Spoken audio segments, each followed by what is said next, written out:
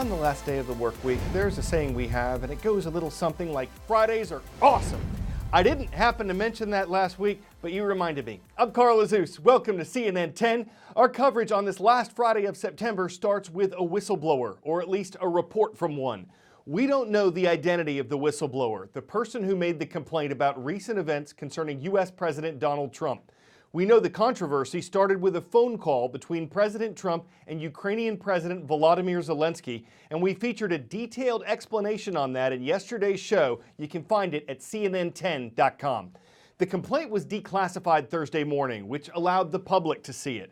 And in it, the whistleblower accuses President Trump of abusing his power by pressuring a foreign country to investigate former U.S. Vice President Joe Biden, who's one of President Trump's main political rivals for next year's election.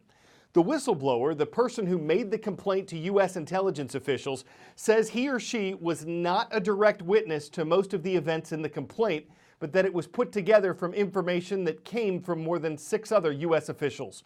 The whistleblower also says that in the days after the phone call, the White House tried to lock down, to keep secret all records of it, though earlier this week it released a summary of the call.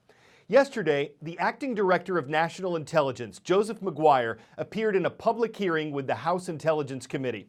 He said everything from the complaint itself to the way it was handled by U.S. government officials was done legally.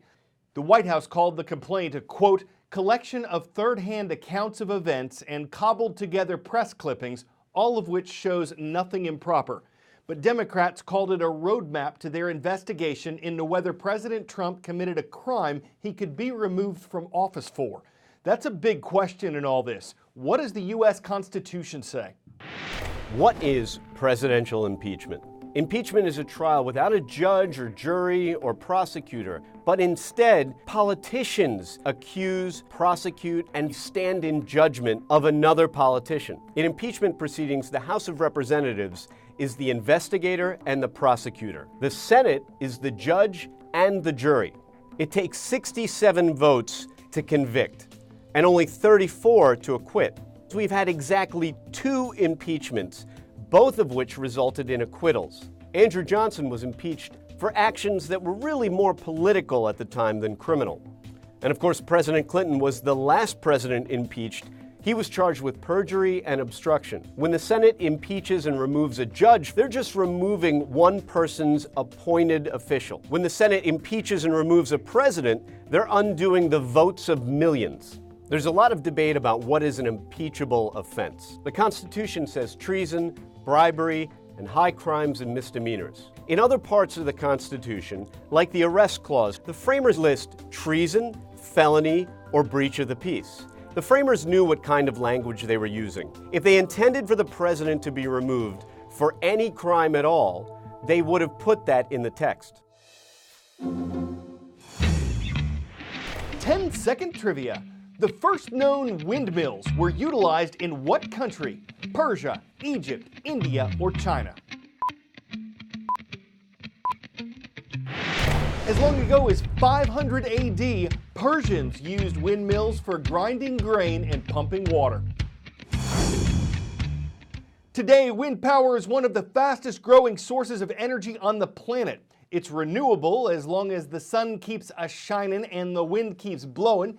It's generally affordable for consumers after it's set up, and it doesn't pollute the air. But it has its downsides. It takes a lot of money up front to pay for a wind farm. The best wind sites are often far away from the homes and businesses that need the energy, and wind turbines can kill birds and other wildlife. They can also be noisy and unattractive to look at, unless, of course, they're built far out at sea. That costs substantially more than building them on land, and it gives workers the opportunity to live a very unique, if remote, lifestyle. If you look at the surface area that this wind farm covers, it's 40 by 15 kilometers.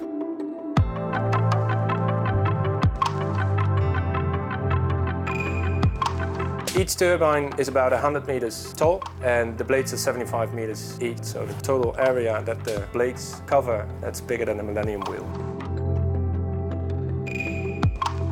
One rotation of this turbine can power an average home for around 1 day. Because we are so far offshore for this project, we figured that it would be best to have the whole crew working here, living together on one platform. So the whole site management, normally based onshore, is actually based offshore at the moment. So there's around, on average, 100 plus people on this offshore hotel. That's what it is. Yeah. The GMS Endeavour, that's an accommodation jack-up, and that's a vessel with legs, so it can actually jack itself out of the water. It lowers its legs onto the seabed and pushes further, and then the vessel comes out of the water, and then there's a stable platform. I mean, look around you. This is our open office, right? Open Office 2.0. That's where we are now. All the people who work and live and sleep here, they are all on a 2-week on, 2-week off rotation. There is a cinema, there's high-speed internet, there is a gym, there's a great kitchen, there's a lounge room, there's a good office. For some people, I think it's better than being at home. Part of them stay on board of this vessel, do the planning for the day, and the other guys, they sail out, they'll go to various locations.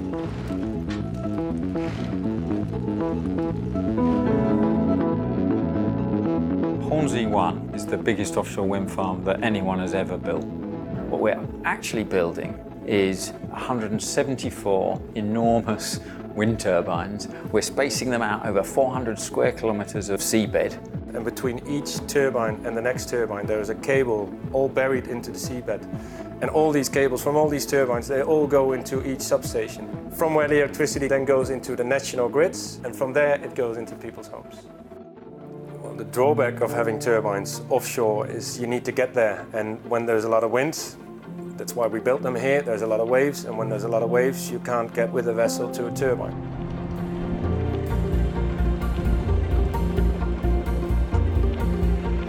For any helicopter flight that you undertake over land, you can basically just step in, but when you fly further offshore, you need to do a so-called UWIT, that's a helicopter underwater escape training, where you're trained what to do when a helicopter lands in water and maybe rotates you.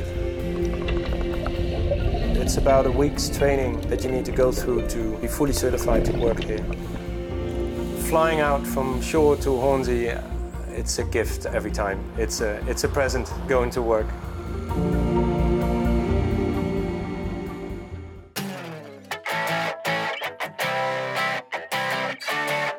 Summer may have officially ended on Monday, but in many parts of the world, it's still warm enough to do this. And in Malaysia, it's always warm enough to take a ride on the world's longest inner tube water slide.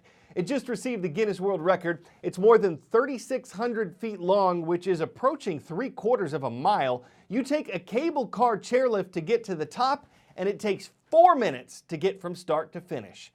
You could watch part of a movie in that amount of time. Consider Sliderman, Sliders & Kane, Inside Out, Slideways, The Slider House Rules, Slide and Prejudice, The Slide of the Yankees, 7 Slides for 7 Brothers, West Slide Story, His Girl Slide Day, Bonnie and Slide, and of course, there's also The Shape of Water, Waterbirds, Gravity, and Jaws, which would make for one exciting trip. I'm Carl Azuz. Have a great weekend from all of us here at CNN.